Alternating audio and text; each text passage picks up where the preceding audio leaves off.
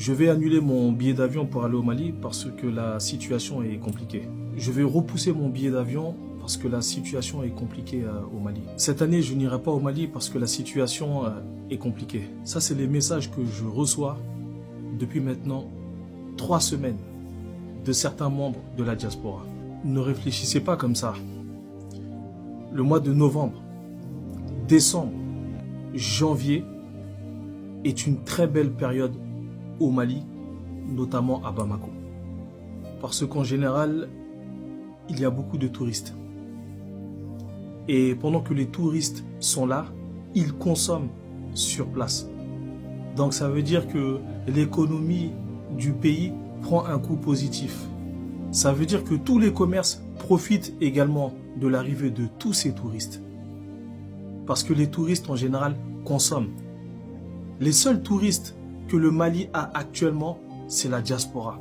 Qu'elle vienne de France, qu'elle vienne des États-Unis, du Canada, de Chine ou d'ailleurs. Donc si nous, on se refuse d'y aller, qui va aller à notre place? La venue des touristes cette année va faire un grand bien à tous les commerçants qui sont sur place. Parce que vous avez vu toute cette souffrance, toute cette galère, toutes ces crises. Ça a mis pas mal de commerces à terre. Il y a pas mal de commerces qui souffrent, comme je l'ai dit. Et je peux vous dire que l'arrivée des touristes va faire encore une fois un grand bien. Que ce soit au Mali ou dans n'importe quel pays. Il y a des pays où l'arrivée et la saison des touristes, ça équivaut pratiquement à leur chiffre d'affaires de l'année. Pour tous ceux qui ont l'occasion, allez-y. Allez-y, contribuez justement à ce que les commerçants profitent de ça. À ce que l'économie prend encore une fois un coup positif.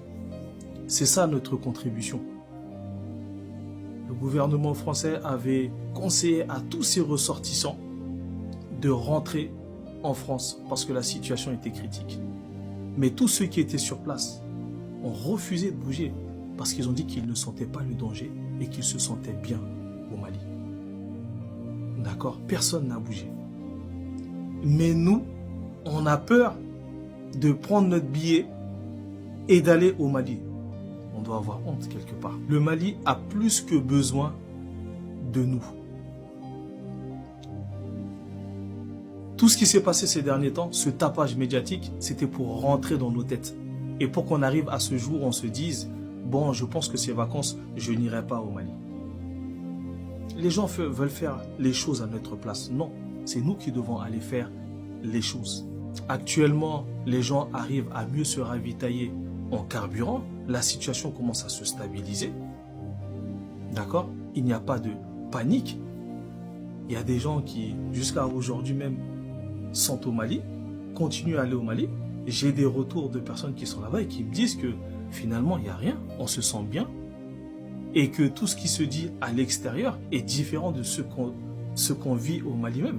Donc c'est là qu'on doit montrer notre patriotisme. C'est maintenant. Il ne s'agit pas là d'aller construire une villa ou d'aller ouvrir un commerce. Non, c'est d'aller contribuer au développement et à l'économie. Si tu annules ton billet ou tu repousses ton voyage, tu as tout raté. Tu as tout raté. Le Mali a besoin de nous, c'est maintenant. C'est pas quand la situation va se calmer ou quand tout sera stable. En tout cas, là, il n'y a pas de danger. On doit y aller. On doit aller faire souffler tous ces commerces parce que ça va leur faire du bien. L'argent qu'on gagne en Occident, on va le rentrer dans l'économie. Et c'est tous les commerces, tous les professionnels qui vont en bénéficier. Chaque année depuis je ne sais combien de temps, décembre a toujours été une bonne période parce que voilà, beaucoup de touristes. Là, forcément, il y en a beaucoup moins ces derniers temps parce que problème de visa, de passeport. Mais je sais que cette année, il y a pas mal de gens qui l'ont obtenu, qui ont prévu leurs vacances. N'annulez pas vos billets. Allez-y. Allez-y faire du bien au pays. Le pays en a besoin.